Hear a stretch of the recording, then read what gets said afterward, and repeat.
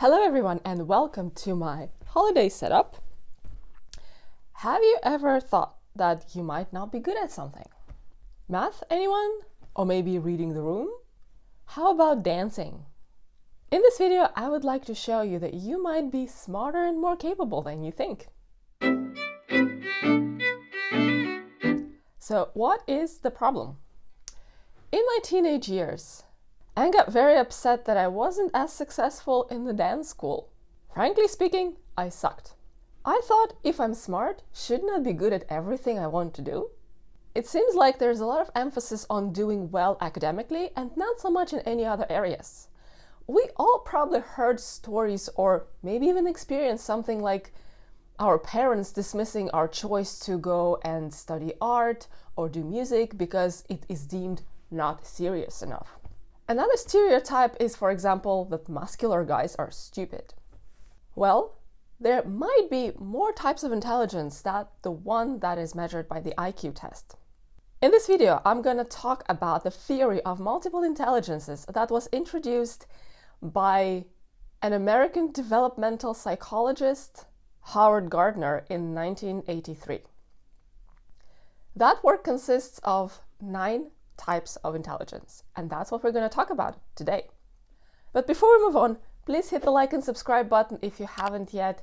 It will help me a lot to develop this channel, and it will help people just like you discover my videos.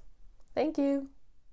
Gardner came with a theory of multiple intelligences that proposes the differentiation of the human intelligence into specific modalities of intelligence rather than defining intelligence as a single general ability.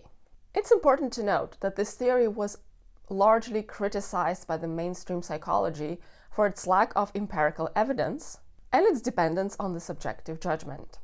What other people might call an ability, Gardner calls intelligence. I think this is an important disclaimer because that could change your attitude towards the things that I'm going to be talking about. The theory of multiple intelligences is sometimes cited as the example of pseudoscience because it lacks empirical evidence or falsifiability, but Gardner argues otherwise. The 9 types of intelligence, nevertheless, can still help you identify your own strengths. All right, let's get to it. The first type is visual spatial. This type of intelligence means being able to visualize things, whether that would be in your mind or on paper, in a digital format, or in the form of some kind of a blueprint. People with visual intelligence are good at solving visual puzzles, finding directions and working with maps. They enjoy drawing and easily recognize patterns. I'm supposed to be the visual spatial intelligent person, but I am just so bad with directions. Number 2, linguistic. People with linguistic intelligence are able to find words to express what they mean, both in writing and speaking. Such people are usually good at telling stories, debating and persuading others, and they explain things well.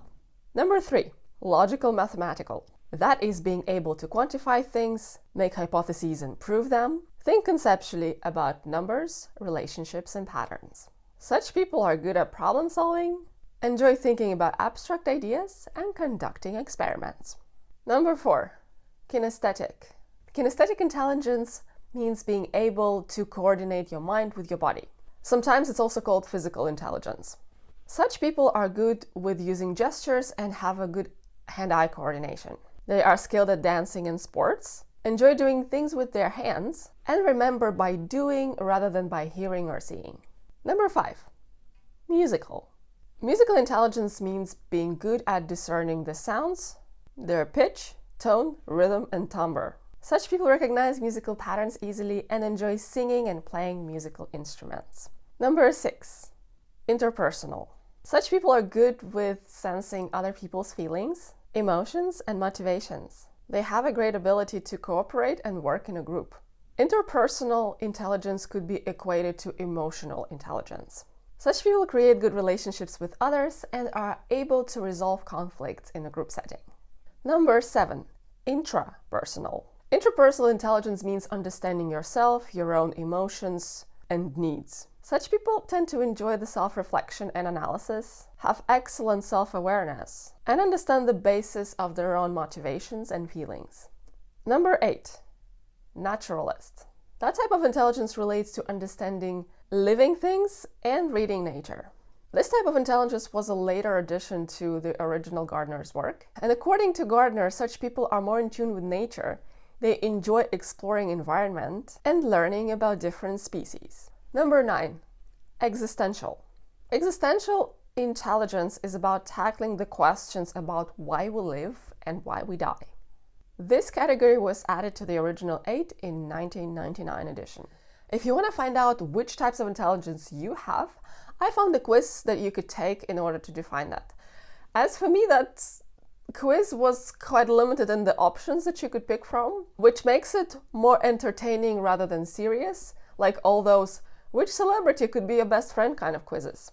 One of the main problems with the theory of multiple intelligences is that it's hard to define whether you possess certain intelligence and therefore you're good at these things, or the other way around. For example, you might spend a lot of time learning how to sing or play a musical instrument, and therefore you start possessing the musical intelligence.